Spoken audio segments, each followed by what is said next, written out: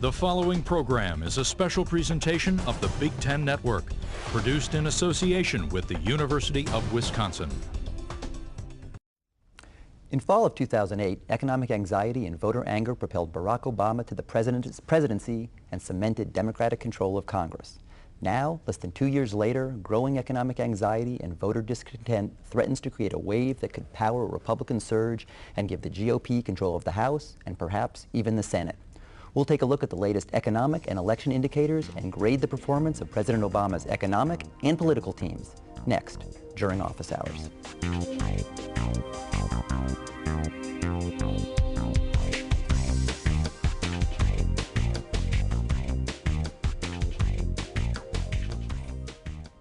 Hi, I'm Ken Goldstein, Professor of Political Science at the University of Wisconsin-Madison. While high unemployment persists and some fear a double-dip recession, political operatives are finalizing their strategies for a fall election that will certainly be contested under very difficult conditions for the Democrats. Joining me to talk about the current political and economic climates are Professors Charles Franklin and Karl Scholz. Karl is a professor in the Department of Economics at UW-Madison and served as a Deputy Assistant Secretary of the Treasury in the Clinton administration. Charles is a political science professor specializing in political polling and public opinion. He was a co-founder of Pollster.com and recently launched pollsandvotes.com. Gentlemen, welcome back to Office Hours, and welcome to our new set here on Office Hours. Karl, let me start with you, and this is a question I often start with you when you're on, to give us sort of the latest scorecard on the economy. Obviously, we've been following the news. Things don't seem to be good. What are the particular indicators you're paying attention to, and are there any green shoots of optimism out there? So as you know, it's great to be here, Ken and Charles, with you. As you know, we came out of a very, very deep hole where GDP had declined by over 6% for a 6-month period in 2008 and 2009. So now the economy is growing. GDP growth was around 3.5% in the first quarter, around 2% in the second quarter. So for those looking for good news, private sector employment has increased 8 consecutive months. There's some recent indication of export growth as the other countries around the world are growing, and there's some leading indicators on manufacturing that are showing some decent signs. It's much easier, however, to find the bad news, and the bad news is unemployment is still very, very high, 9.6%, and the economy is not growing fast enough to bring those unemployment rates down. The other thing is more than 6 million workers have been unemployed for more than 27 months. And so labor markets, that's a huge amount of unused capacity that is a first-order economic problem. Lastly, there's big challenges on economic policy making. Fed has moved interest rates about as low as they can go, or as low as they can go, and the country is running large budget deficits, and that constrains both fiscal and monetary policy. And so we're a little bit between a rock and a hard place about trying to make the economy perform better. I want to come back to you in a second and ask whether you also fear for a double-dip recession. But let me ask Charles a similar question on the political science or on election side. What are the indicators out there now that you're paying attention to that are the GDP, the jobs of politics? Yeah, and in that sense, it's a big recession for the Democrats right now after a couple of years, 06 and 08, where they were really a hot stock to buy. Right now, you wished you had dumped it. The big numbers are Obama's overall job approval, which has fallen in most national polling to the low 40s, with disapproval being near 50 or even a little bit over 50. And we saw some new polling just recently, just in the last day or two, showing that his approval on handling the economy now suffers an over 50% disapproval rating. So those are bad on the president's side. It's fair to say that other presidents before him at midterms have dipped into the low 40s, high 30s, but almost always they also suffered big midterm losses. The other is the question of what we call the generic ballot. If the election for Congress were held today, would you vote for a Democrat or a Republican in your congressional district? Now, in most years, the Democrats have a small edge in that question, and they need a small edge just to break even in the congressional races. Right now, the Republicans have the biggest lead they've ever had since World War II on that measure. And if you believe that, it forecasts very large Republican gains, somewhere around 50 seats or so, when they only need about 39 to take control of the House. And some of these recent polling results are quite striking. An NBC Wall Street Journal poll, an ABC News Washington Post poll, which I think had a 13 percentage point advantage among likely voters for Democrats, the highest they've ever seen in their polling. That's right. And this is one of those things where we've seen some variation from poll to poll, and so people are rightly concerned about which one is really correct. And the Gallup poll actually moved in a Democratic direction briefly recently, but then moved back to a pro-Republican.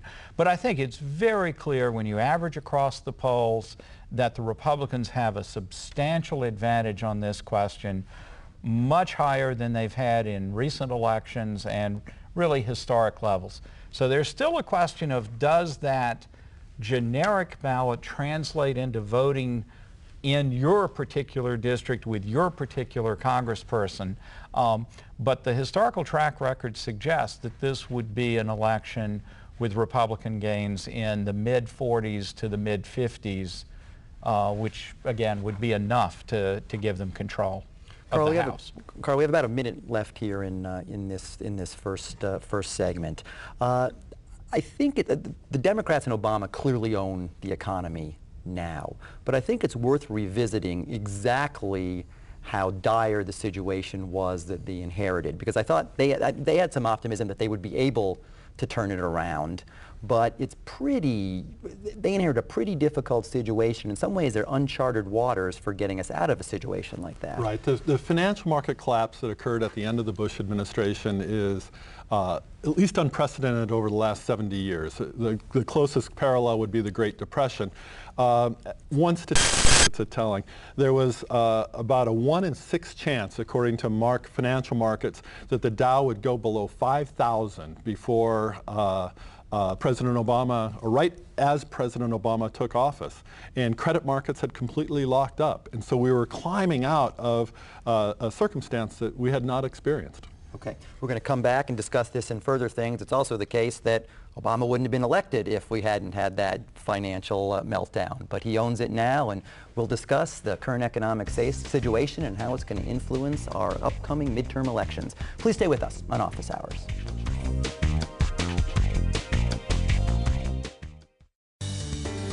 This program is a production of the University of Wisconsin-Madison. If you have comments about this broadcast, please email them to programming@uc.wisc.edu. Where others saw lumber, we recognized a treasure. Where others saw the night, we chose the stars.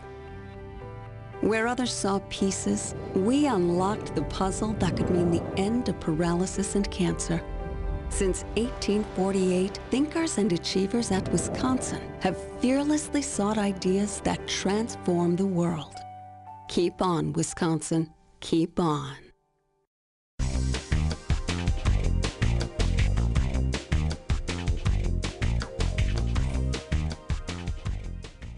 Welcome back to Office Hours, talking with Charles Franklin and Karl Scholz about the current economic and political situation. So, Karl, we were talking about the real dire situation that we were in the fall of 2008 that President Obama inherited.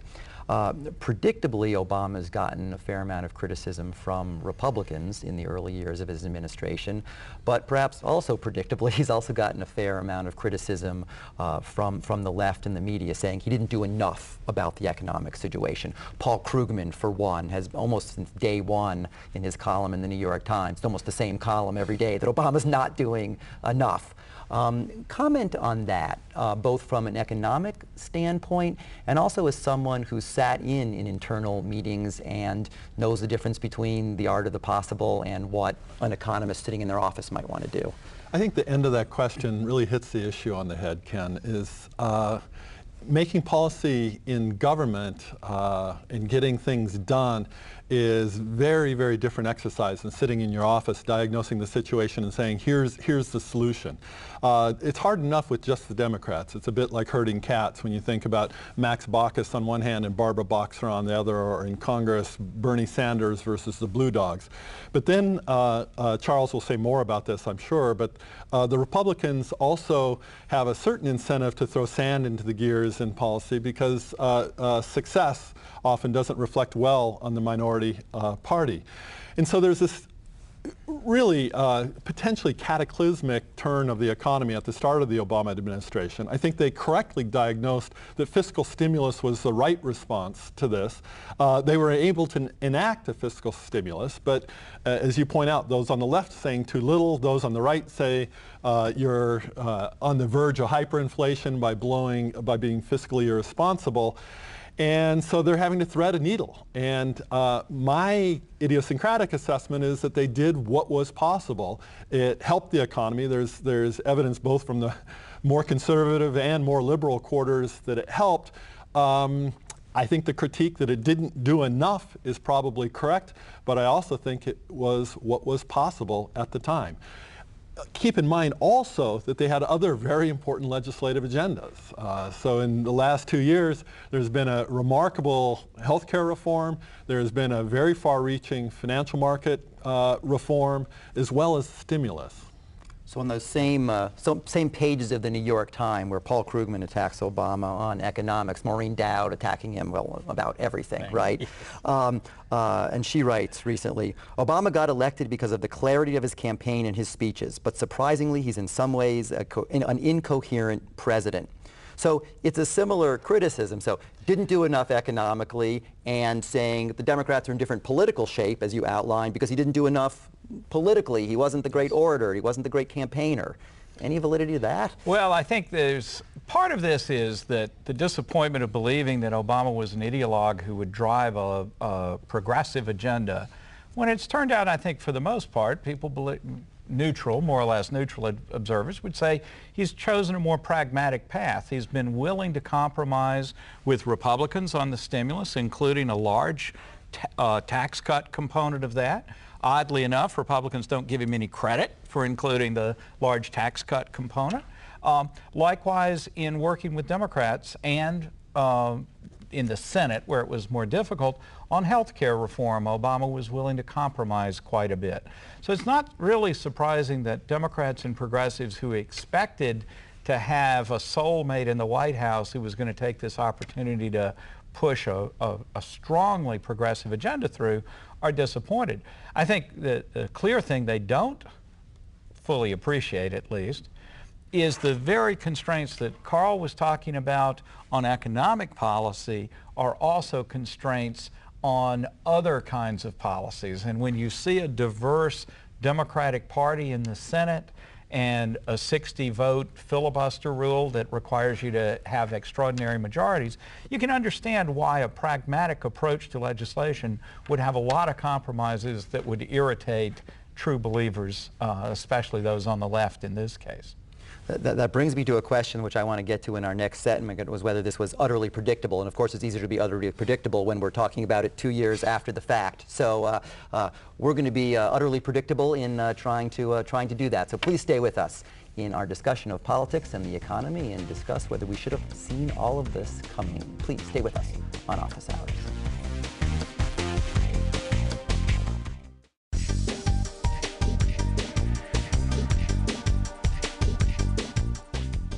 Welcome back to Office Hours with Karl Scholz and my colleague Charles Franklin in the Political Science Department. So it's obviously easy to say things are predictable in retrospect 2 years after the fact. But difficult situation, maybe political situation, didn't enable us to do enough stimulus. Then once you own the economy, and the economy is going to drive midterm elections. What was unpredictable about this economic problem, catastrophe we were in, and what was unpredictable about what happened after huge monetary policy and huge fiscal policy were applied to the United States economy? I would focus on two things about unpredictability. I certainly didn't anticipate the very slow growth we're having now and the pretty meager forecast for future economic growth. One that's important is the international environment. I don't think people anticipated the Greek debt crisis, the difficulties of major trading partners, and just how strongly the international market would go down. The other is this is not our father's recession. I think there's something unusual about economic malaise that is triggered by financial market implosions. In this case, both the housing markets and credit markets imploded, and so the rebound has not been nearly as vigorous as they were, for instance, following the 1981 recession.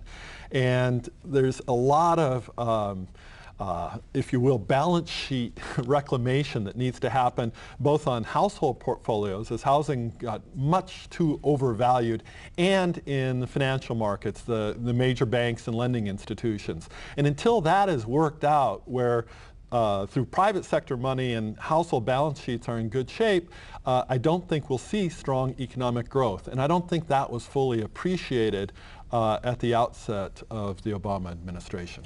So Charles, the predictable part is a sputtering economy is going to lead to the incumbent party not doing very well.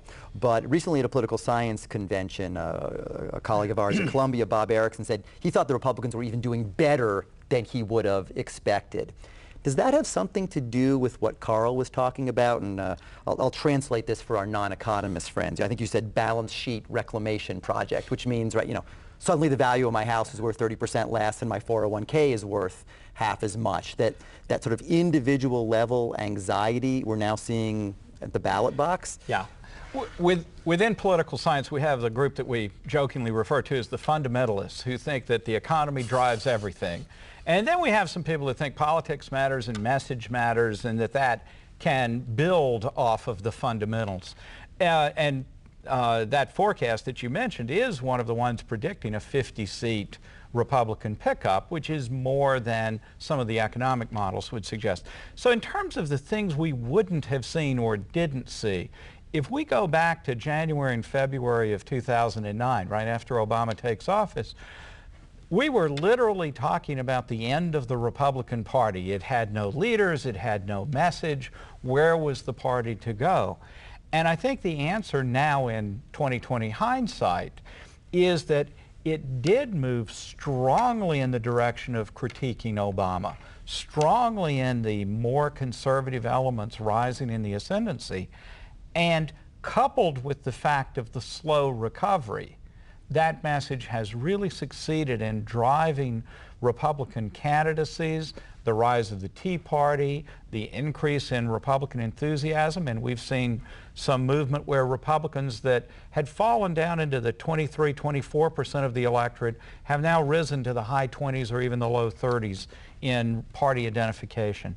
So I think that was the thing that wasn't seen 18 months ago that has come back. If it were just the current economic situation with slow but positive economic growth, I think we'd be looking at something more like a 25 or so seat Republican gain under the usual models, whereas what we're seeing now, coupled with enthusiasm among Republicans, Democrats who are disappointed and worried, we're really seeing that push up into the 40s or possibly the 50s. Stay with us for our last segment. We're going to come back and discuss what the policy and political strategies that the Democrats may have left in these months leading up to the fall election. Please stay with us on Office Hours. This program is a production of the University of Wisconsin-Madison. If you have comments about this broadcast, please email them to programming@uc.wisc.edu. Welcome back to Office Hours.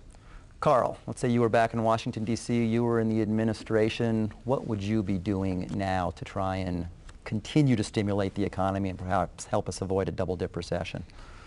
Well, internally, I'd be pushing on two things. One is extending unemployment benefits. As I mentioned, over 6 million Americans have been unemployed for more than 27 weeks. Those families are hurting. I would extend unemployment benefits. That would get money into the economy right away.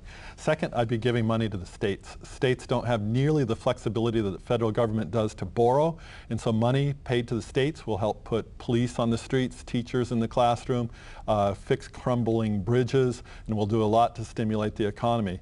I guess the last thing is more atmospheric and more in Charles' domain than mine, but you want to be steady. Communicate what are your priorities, what it is you believe in, and what is your diagnosis to improve the economy. I think President Obama is trying to do a bit of that this week, but at least over the past couple years, there hasn't probably been enough. Charles, what do the Democrats do to solve this incredible enthusiasm gap we're seeing? And you can't say negative ads, that's mine. Yeah, negative ads is yours. I really don't think there's very much for them to do in the short run. I think we still have a campaign to run, but I mean, there's nothing that can be done legislatively in time to affect the November election. So it is the bully pulpit that Karl is talking about is the last thing they can do.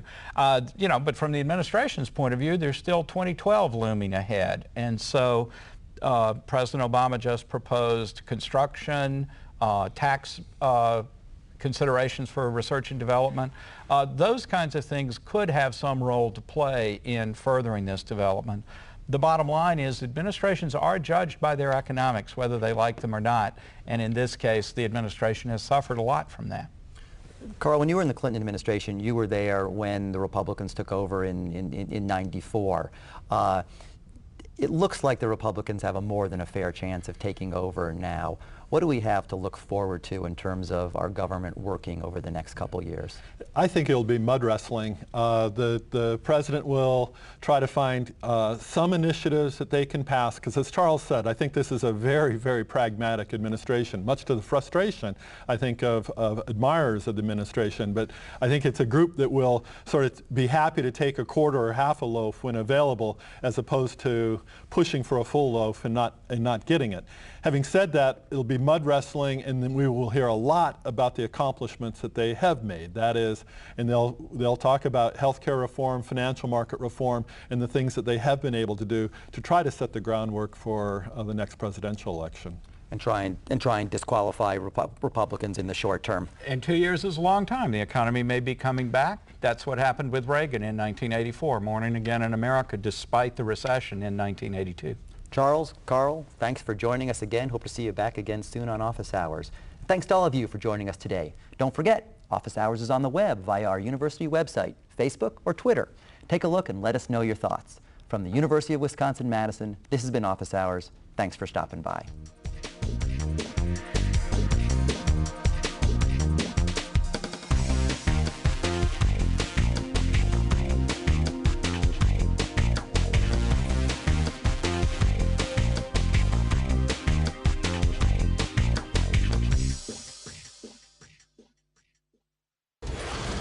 The preceding program was produced by the University of Wisconsin in association with the Big Ten Network.